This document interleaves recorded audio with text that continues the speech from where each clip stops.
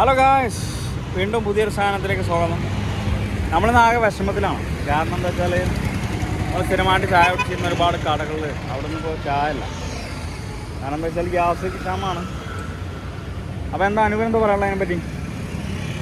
Gas ക്ഷാമത്തിനെ പറ്റി ഞാനെന്ത് പറയാനാ, ഒന്നും പറയാനില്ല.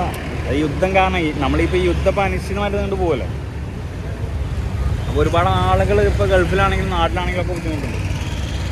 ഇതിപ്പോൾ നമുക്ക് ഇനിയിപ്പോൾ കുറച്ചൊരു ഇപ്പോൾ ഇത് തുടർന്ന് പോവുകയാണെങ്കിൽ ഇനി ഒരു മാസം കൂടി കഴിയുമ്പോഴത്തേക്ക് ആകെ പിക്ചർ മാറും അല്ലേ? അപ്പോൾ എന്താണ് ഇപ്പോൾ അതിൻ്റെ ഒരു പരിഹാരം? ഇപ്പോൾ തന്നെ യുദ്ധം നിർത്തിയോണ്ട് പരിഹാരമായോ? നിർത്തിക്കഴിഞ്ഞാലും നിർത്തിയാലും പെട്ടെന്നൊരു പരിഹാരം ഈ ഗ്യാസ് നമ്മളെ ഇന്ത്യനെ സംബന്ധിച്ച് ചിലപ്പോൾ പ്രശ്നം ഉണ്ടാവില്ലാന്ന് തോന്നുന്നു. എന്താണെന്നറിയില്ല. അത് ചില പറഞ്ഞാൽ ഈ ഹോർമൂസ് കടലെടുക്കൽ ഒരുപാട് ഗ്യാസ് ടാങ്കിൽ അവിടെ ഇങ്ങോട്ട് പോകുന്നുണ്ട്. പക്ഷെ അത് ഇങ്ങോട്ട് എത്തിക്കാൻ കഴിഞ്ഞിട്ടില്ല അല്ലേ? കടലെടുക്കാനുള്ള പ്രശ്നം ശരിക്കും പറഞ്ഞാൽ അത് ഇറാൻ്റെ കടലെടുക്കല്ല. കാരണം ഓരാണ് അതിൻ്റെ അടുത്തുള്ളതുകൊണ്ട് ഓലത് കയ്യേറാണ്. അതായത് അതിപ്പോൾ എൻ്റെ സ്വന്തമാണോ ചോദിച്ചാൽ അല്ല, ഇറാൻ്റെ അല്ലത് പ്രോപ്പർട്ടി അല്ല. പക്ഷേ ഓല നമ്മളെ വീടിൻ്റെ ഒപ്പം ചാലിയാരെ നമ്മളെ സ്വന്തമാണോ ചോദിച്ചാൽ അല്ലല്ലോ. പക്ഷേ എത്തി കൂടുതൽ ഒഴുകണം. അതേപോലെ അതിൻ്റെ പരമാധികാരം ഒൽക്ക വരുന്നത്.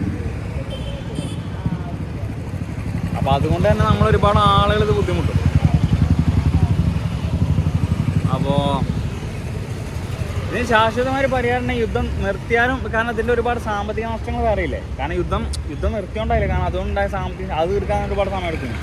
എത്രയോ ബില്യൺ കോടിക്കണക്കിന് ഡോളർ. അപ്പോൾ മറ്റേ ക്രൂഡ് ഓയിലിൻ്റെ വില താഴെ അങ്ങനത്തൊക്കെ പറയണ്ടല്ലോ. അപ്പോൾ അതൊക്കെ ഇതിൻ്റെ ഭാഗമായിട്ട് വരും. അതുകൊണ്ട് ബീവരിയോ ഫ്രണ്ട് ക്യാമറ ഒക്കെ ഉണ്ട്, പെട്ടെന്ന് ഇരിക്കാൻ പറ്റില്ല. അപ്പം അതുകൊണ്ട് തന്നെ നമുക്ക് ഇത് വേണ്ട, ഇത് വേണ്ട. അപ്പോൾ എന്നാൽ ശരി, അപ്പോൾ ഒന്ന് കാണാം. അപ്പോൾ ആ പ്രതിസന്ധിയാണ്. അപ്പോൾ എല്ലാവരും പ്രാർത്ഥിക്കട്ടോ. ശരി.